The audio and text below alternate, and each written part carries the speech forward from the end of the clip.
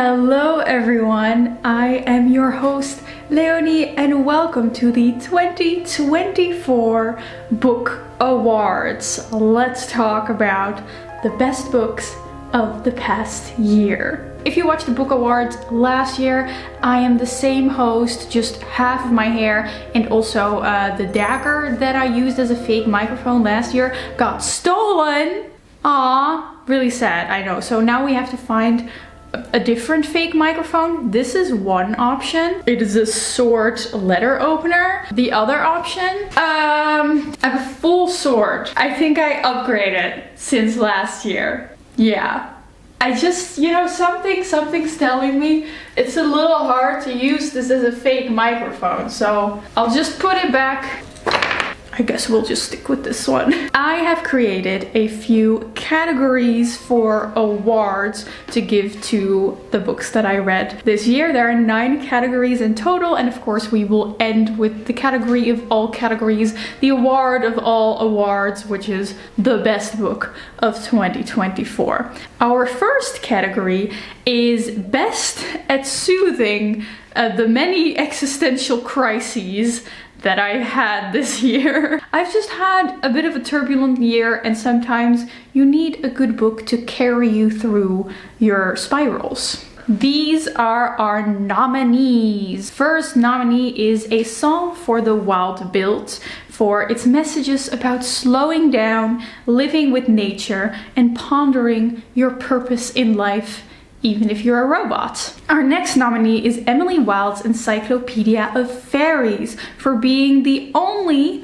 cozy fantasy book that I actually enjoyed. And lastly, we nominate Funny Story for being a good romance, and a good romance always takes my mind off things.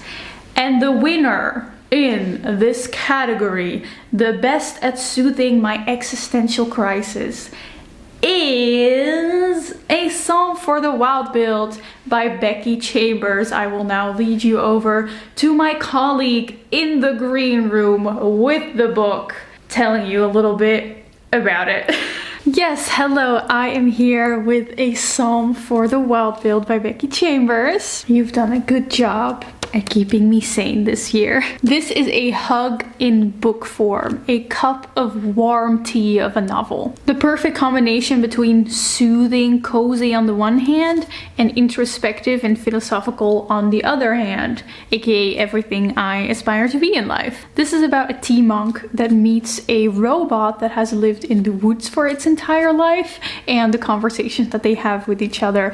And what I really like is that the robot character here is the more happy-go-lucky nature one, which is, I think, a very fun subversion of the robot trope. Now back to you, other Leonie.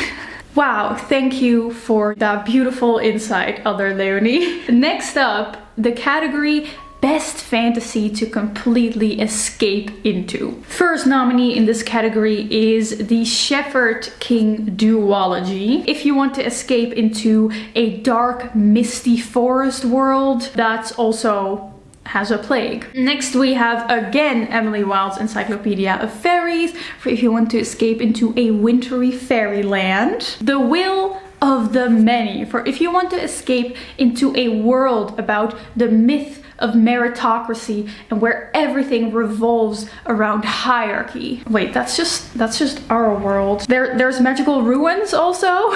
And our last nominee is The Familiar for if you want to escape to the Spanish Golden Age, Madrid, but the illusions are actual real magic. And the winner for Best Fantasy to Escape Into is The Shepherd King duology by Rachel Gillick. Let's move over to the green room again. Yes, I am here with One Dark Window and Two Twisted Crowns. This is by far the most fun fantasy that I read all year. And when I read this, it had also been a while since I read a fantasy that just sucked me up like this. This is what I want fantasy to feel like. It's just incredibly my thing. It is dark and atmospheric. There are themes of monsters in the main character. There is mist. There are dark trees. It has a very original magic system around cards, magical cards, but it never gets too complicated.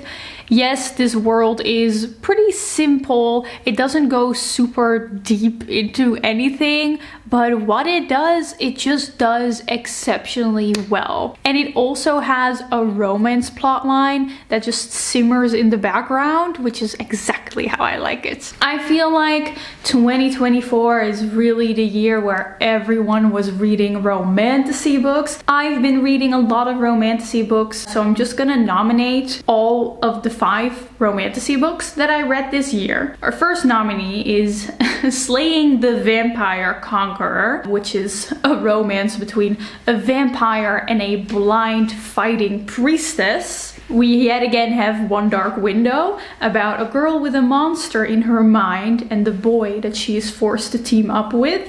We have Powerless, where I honestly don't even really remember a lot because I really hated that book, but there's a girl and she doesn't have powers, and then there's a boy who's like a military enforcer or something like that. We have Bride, which is a vampire slash werewolf. I wanted to say fan fiction, but it's not fan fiction, it's actual fiction. And our last nominee in the romantasy category is Six Scorched Roses, about a scientist outcast girl and her age-old vampire that is the only one that accepts her for who she truly is. Okay, and the winner of the best romantasy book is Bride by Ellie Hazelwood. Honestly, it's mostly just because One Dark Window also won the last category. Yes, okay. I did let Bride win. Yeah. Okay, how are we feeling about this? Look, Bride is not necessarily a very good book. It's just that I've noticed that I keep recommending it to people in my life. I just want them to read it and give me their reaction. It is the definition of fun romance, okay? We have a vampire and a werewolf. How much more cliche can you get? It doesn't take itself seriously at all, which is what makes it so fun. It is full of chemistry, it is spicy, it is dramatic. There's a plot, but we honestly don't really care about that, let's be honest. There's some weird werewolf vampire spice going on in here that is going to make you think, wait, why am I into this? So honestly, it deserves 1,000 awards just for making me feel that. Let's just quickly go back to the better awards. The next category is one that is very important to me. It is the best weird book. You know, books that all kind of feel like fever dreams in the best way possible. We have 4 nominees. Our first nomination is for The Forest Brims Over, which is literally about a woman that turns into a forest. Can't make it weirder than that. Oh, she's put into an aquarium after that. So it did get weirder than that. Our next nominee is Rouge by Mona Awad, about an anti-aging cult with floating jellyfish, and also Tom Cruise makes a cameo in a mirror.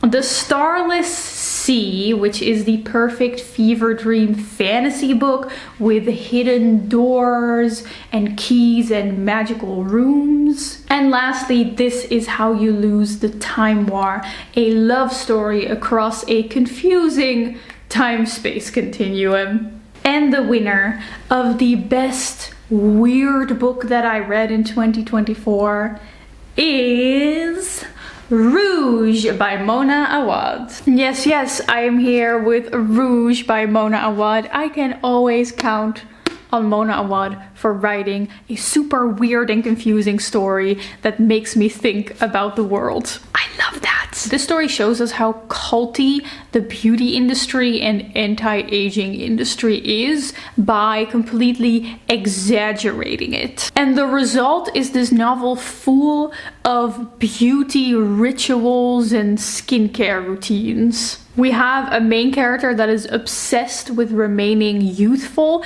and she joins this Snow White inspired beauty secret club. And we explore how this is affected by her relationships with her mother, her relationship with the men that she's attracted to. This book is perfect if you like being a little bit confused, constantly trying to figure out what is going on. The next category is the best non-fiction book. Shout out to non-fiction books. If you're watching this and thinking, Leonie, I don't really like non-fiction books. Like, I never really read them. I wouldn't even know where to start. Don't worry, because I actually made a whole video that is a beginner's guide to nonfiction, because I do like reading a lot of nonfiction. I will link that in the description, so you can watch that if you're interested. In the past year, I've been reading a lot of nonfictions, but these nominees are my 3 favorites. First, we have Word Slut, which is a very funny and clever introduction to linguistics and gender differences. The Right to Sex, which is a super in-depth essay collection about intersectional feminist issues. And our last nominee is All About Love, which is a very introspective and story-like essay collection about, well, love in all manners of the word. And the winner of the best non-fiction book that I read in 2024 is The Right to Sex by Amiya Srinivasan. Although it was hard to choose, the winner is The Right to Sex because it was the one that taught me the most new knowledge, which I think is what fits for the nonfiction category. The best essays are the ones that genuinely change your mind on topics, and that is what this book did for so many things. This is an essay collection on feminist issues regarding the topic of sex. So false accusation, student-teacher relationships, incels that believe women owe them pleasure. The question is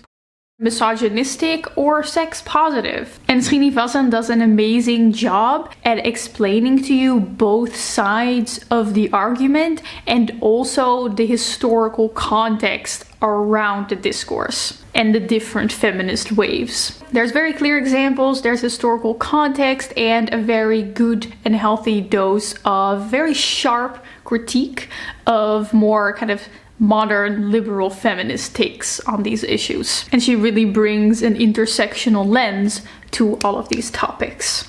Highly recommend. Our next category is the best book with romance. Doesn't necessarily have to be a romance book. I'm just talking about the best pairing, the best ship, just the romance plotline that made me feel the most things, that felt the most romantic the past year.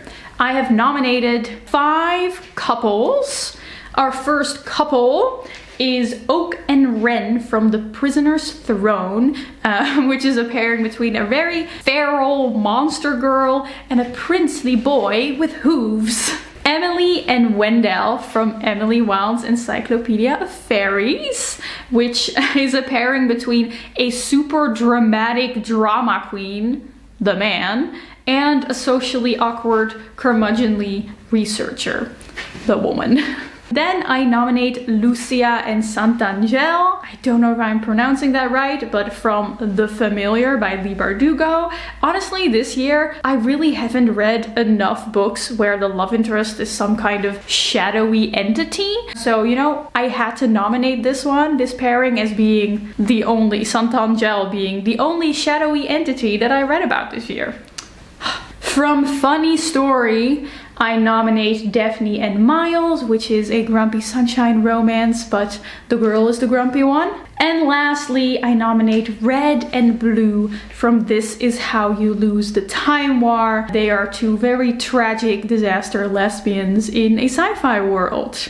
And the winner of the book with the best romance, the best love story, is This is How You Lose the Time War by Amal M. Motar and Max Gladstone. Yes, this is How You Lose the Time War, the most romantic story that I may have ever come across. This is about two enemy agents that fight each other through different timelines on different planets. They're constantly chasing each other, but also constantly just miss each other, you know? But here's the thing, they communicate. But they don't just communicate, okay? Imagine communicating with your lover through the rings of a growing tree so that the message slowly unravels itself over hundreds of years. Imagine communicating with your lover through the braids of time itself. I will never recover from that. Also, the writing style is of the type highly confusing but utterly beautiful, which I happen to really enjoy. Only 2 categories left before I will award the prize for best book of the year. The next category I made because I think short stories deserve a little bit more love. It really is a feat if a story of only 10 pages can make me feel just as much as a whole novel would. So our next category is the best short story. I'm not talking about short story collections, I'm talking specifically just one singular short story. The first short story that I nominate is The 6 Deaths of the Saint for ripping my heart out in less than 50 pages. The Bloody Chamber by Angela Carter for combining one of my favorite fairy tales, Bluebeard, with a very dark and gothic writing style. Then we have The Husband Stitch by Carmen Maria Machado for making me mad at men. And our last nominee is The Lottery by Shirley Jackson for making me shiver and tense up with only a few pages. And the winner, the very best short story that I read in the past year, it is The Bloody Chamber by Angela Carter. Let's talk about it. Yes, I am joined here by The Bloody Chamber by Angela Carter. In this gothic retelling of Bluebeard, we are painted a picture of this gothic and French palace. There's this young girl who is just newly wed to a very intimidating and eventually abusive lover. And I just adore Carter's writing style. There's just something really heavy about the way she writes. It's heavy and haunting and darkly atmospheric. There's a famous quote from this short story, I think it's on the back of the book. His wedding gift, clasped around my throat, a choker of rubies, 2 inches wide, like an extraordinarily precious slit throat. That is exactly the vibe of this short story. Luscious, but also a little gruesome, which I love. Our last category before the category of all categories is the best classic piece of literature. Honestly, in 2024, I've only read, I think, 4 classic pieces of literature. Not a lot. It hasn't really been the year of the classics, but these 3 nominees were my favorites. First, I nominate Wuthering Heights, the blueprint for every angsty gothic romance and full of beautiful, strong emotions. I nominate Perfume by Patrick Suskind. This one also fits the category for weird stories about weird obsessive murderers. And lastly, I nominate again The Lottery by Shirley Jackson. Despite being so short, it is a poignant story about passivity in communities. And our winner, the best classic that I read in the past year, is Perfume by Patrick Suskind. Yes, and thank you for bringing it over to me again. We have here Perfume. This is a slow building, haunting story of a boy that is obsessed with scents and smells. We follow his apprenticeship into becoming a perfume maker. We follow him in his existential crisis in a cave on top of a mountain, and eventually also his descent into becoming a murderer. He also becomes obsessed with the scents of young girls. Did I mention he's a little bit of a weird guy? But I love entering the head of this type of a twisted, obsessive character. If you like reading about villains, also, there are so many descriptions on perfume making and macerating that I was like, you know, maybe in another life I would have loved to be a perfume maker. Back to other Leonie with the final category.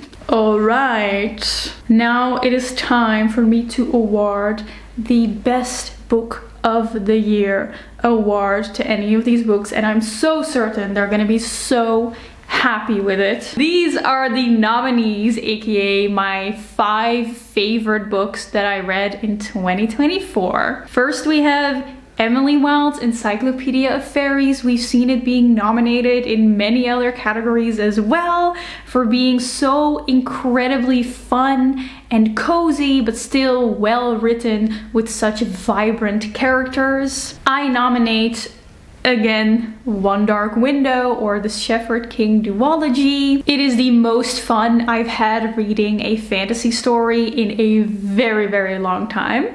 I also nominate Perfume for being just a weird little gremlin book for a weird little gremlin like me. I nominate A Psalm for the Wild Build for proving that cozy stories don't need to be shallow. On the contrary. And I also nominate All About Love for its insightful essays. And the winner, the best book that I read in 2024, place your bets right now, it is All About Love by Bell Hooks. Yes, All About Love. I mean, it was in the title that I was gonna love this book, right? If you love small town romances and stories about cozy cafes because you just like the idea of escaping the individualistic society that we live in, you just want to live your Gilmore Girls life with a close-knit village community, you need to read this book, even though it is nonfiction. Let me explain. These are essays on love in all aspects on our lives,